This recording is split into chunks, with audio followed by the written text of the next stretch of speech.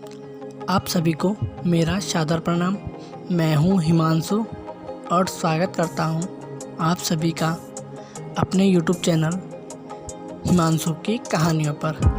तो आज का टॉपिक हमारी यूपीएससी एस्पिरेंट के लिए होने वाला है, जिसमें हम आपको एक मोटिवेट सत्य घटना पर आधारित कहानी बताने जा रहे हैं, जिसमें हमारा मेन कैरेक्टर आर्य है और कैसे आर्य ने बिना संसाधन के यूपीएससी क्रैक किया, कैसे लोगों के ताने सुनकर भी उसने खुद को कंट्रोल किया, कैसे उसने अपनी पढ़ाई के साथ साथ जॉब भी को मेंटेन किया।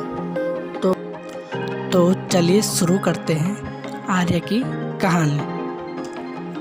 एक वीरान मैदान में एक युवक खड़ा है, जिसके तन पर धूल, आँखों में आग और हाथ में कलम, और उसके सामने खड़ी है एक विशालकाय दानवी आकृति यूपीएससी।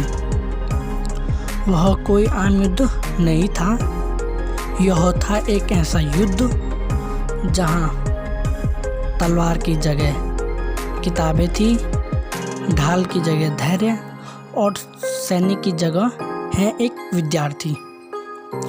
पहाड़ी क्षेत्र के दूर दराज इलाकों में जन्मा आर्य, जिसके सपने इतने बड़े थे कि आसमान भी छोटा पड़ जाए। जब उसके दोस्त खेलते रहते, वह किताबें पढ़ता रहता था। लोग उस पर हंसते और कहते, अरे ये लड़का पढ़ लिख कर क्या ही कर लेगा। लेकिन आर्य उनकी बातों पर कोई प्रतिक्रिया नहीं करता था। उसकी माताजी बीमार रहती थी, पिताजी के पास कोई रोजगार नहीं था, लेकिन आर्य के पास था सपना,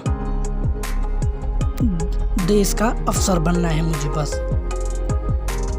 एक दिन सपने को रूप मिला जब आर्य को पता चला कि यूपीएससी क्या है और इसमें होता क्या है। तो आर्य ने उसके बाद यूपीएससी के अनुसार पढ़ना शुरू किया।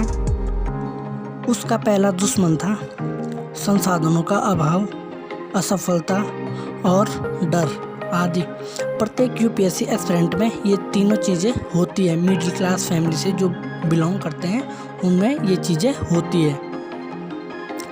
वह हर रात यूपीएससी रूपी राक्षस को देखता, जो उससे कहता, तेरे जैसे हजारों आते हैं, तेरे जैसे हजारों आते हैं और मैं उन्हें निगल जाता हूँ, और मैं उन्हें निगल जाता हूँ, तू भी मेरी राख बन जाएगा, तू भी मेरी राख बन जाएगा। लेकिन आर्य ने हार नहीं मानी। वह नींद से, थकावट से और समाज की बातों से हर दिन लड़ता रहता था। हर दिन उसकी आंखों में आंसू होते हैं, लेकिन होठों पर सिर्फ एक ही मंत्र रहता है कि मैं अफसर बनूंगा किसी भी कीमत पर। वह 2 बार प्रारंभिक युद्ध में गिरा, फिर भी उसने हार नहीं मानी।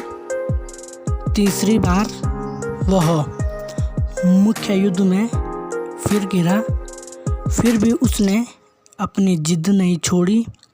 और चौथी बार साक्षात्कार युद्ध में यूपीएससी ने उसकी आत्मा को परखने की कोशिश की और कहा, आप गांव के हैं, आपके अंदर प्रशासन का क्या ज्ञान है। तो आर्य ने मुस्कुराकर जवाब दिया, जहां जमीन पर भूख देखी हो, वहां सेवा का भाव जन्मजात होता है।